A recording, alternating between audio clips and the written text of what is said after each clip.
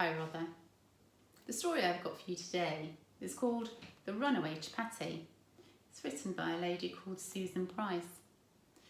Do you know what a chapati is? This is the chapati here. She looks very round. I've got something a little bit similar. This is actually a tortilla wrap, but actually it looks a little bit like a chapati. A chapati is a flatbread. See whether this story reminds you of one you've maybe read this week. Once, a girl made a chapati to fry for her tea, but the chapati didn't want to be eaten. Up from the table it jumped, and out of the door it ran. The chapati ran away, singing, "Run, run as fast as you can, you can't put me in your frying pan."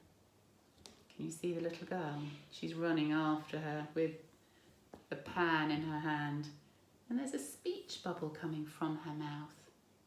Let's see if we can read it together. Stop, stop, come back, back.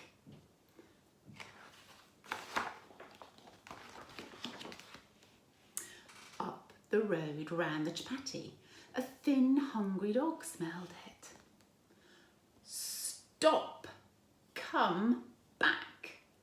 But the chapati didn't stop, and it didn't go back. Run, run as fast as you can. You can't put me in your frying pan. Does that remind you of something? Into the jungle ran the chapati. A small hungry monkey swung down from the trees. Help me to read if you can. Stop, stop, come back, back. But the chapati didn't stop and it didn't go back. Can you remember? Run, run as fast as you can. You can't put me in your frying pan.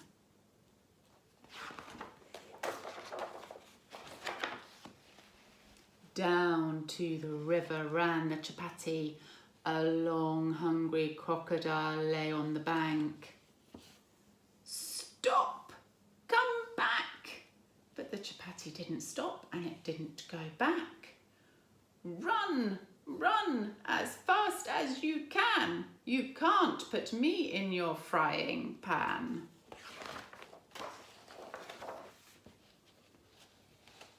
The chapati was tired after running so far.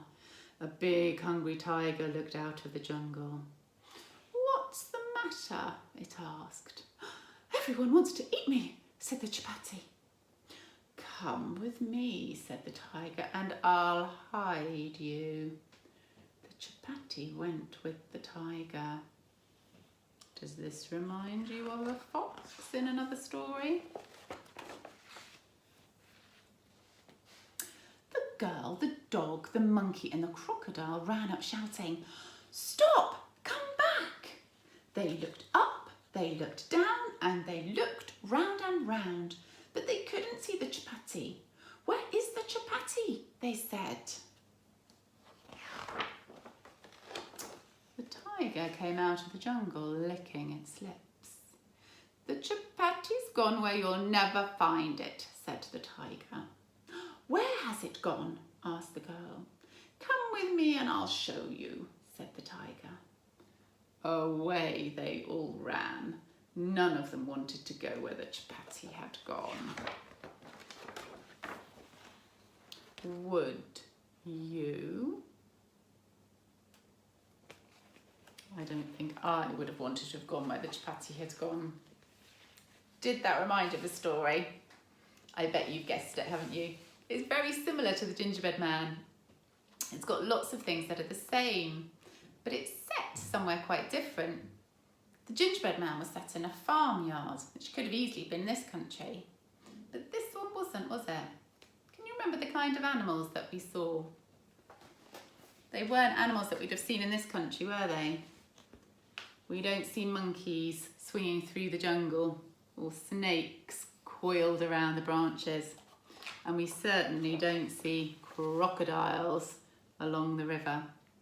This is a hot country, isn't it?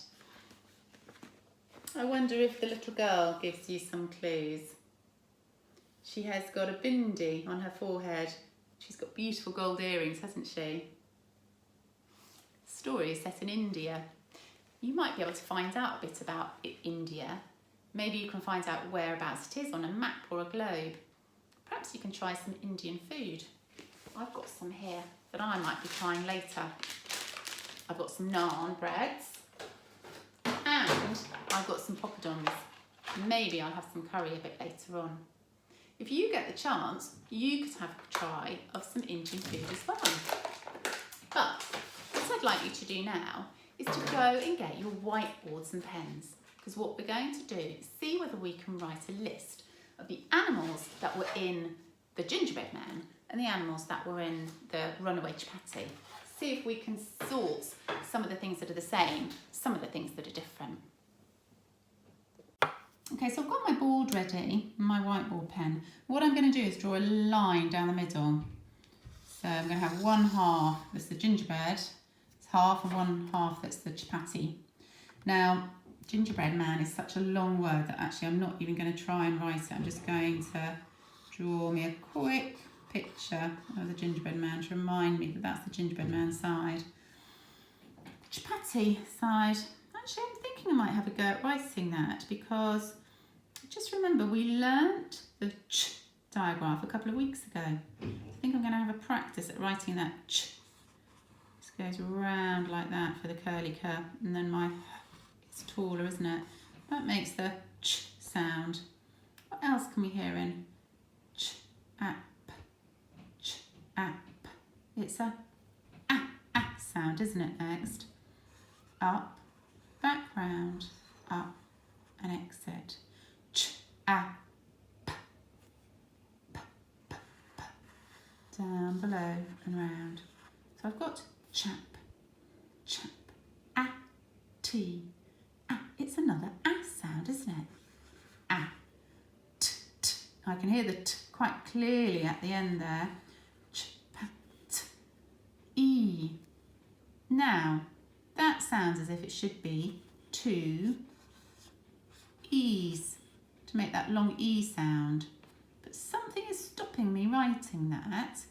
And I think it's because when I was reading the book, I remember that it wasn't an E. I remember from my reading that it was a different letter at the end. So actually I'm just going to go back to the book and see what it says. Now look there. I've got it right. I've got the ch, a, p, at. But look, it's not an E at the end. It's a I, isn't it? It's that I. So I'm glad I checked, because now I'm going to make sure I get that in my writing. Sometimes it's good to check from our reading, because we will learn from our reading some of these tricky spellings that don't seem to make sense. So I'm glad I've done a quick check on that. Now, I'm going to think about the animals. I'm going to concentrate on my chapati side first. So you do this with me if you can, okay? So what was the first animal? Yep, I think you've got it. It was a dog, wasn't it? The dog tried to eat the chapati first. So we're going to write dog. Do it with me. We'll do it together, okay? So making sure we've got a good finger, pinching fingers on our pens. So we're going to go d, up, background, straight up, back down, and exit. Great. Have you got that on your boards? D. Good. What's next? What can you hear next? Oh. Exactly the same way. We go up, we go background, and we exit at the top. D, oh, g. Okay, let's go. Up, back round, down, and over we go. D, oh, g. dog. Now actually, I'm pretty sure there was a dog in the gingerbread man side as well. So you could write dog on that side as well when you get a chance. But I'm just going to concentrate on this side for the moment. The next animal was a monkey. A monkey. Now actually, that's quite hard. I'm thinking definitely here at so I'm going to write that down first of all. Now, if you can't hear any other letters, don't worry. Just leave it there. That's fine. I can definitely hear and I can definitely hear a k, monk. So actually, I can hear 3 letters there. And k, monkey. I think there's probably an E on the end that I can hear as well. Now, I'm not sure what these gaps are, but I'm pretty sure because we've done some work, haven't we, on vowels and consonants, and I know that actually I should have had more vowels in the middle here somewhere. Can you remember what our vowels are? A, E, I, O, U. A, E, I, O.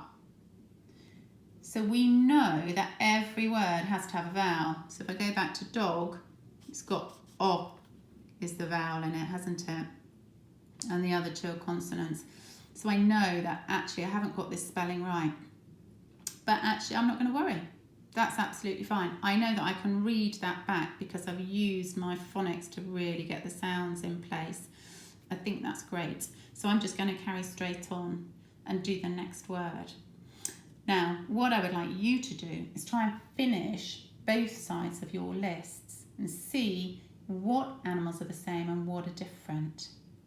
If you do, then take a photo and see if you can email it to me because I would love to see your writing.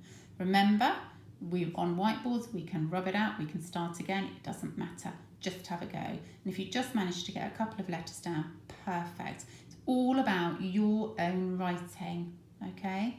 So I'd like you to do this independently. That means on your own. Have a good go, and hopefully I shall see you soon. Bye.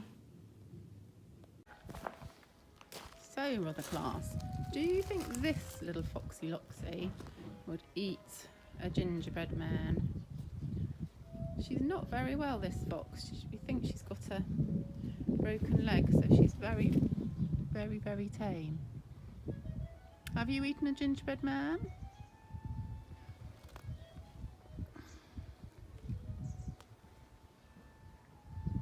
I don't think you have. You look as if you might like a gingerbread man. Can you see how bushy her tail is? She's letting me get really quite close, isn't she? She's got a very pointy nose and a little white tip on the end of her tail.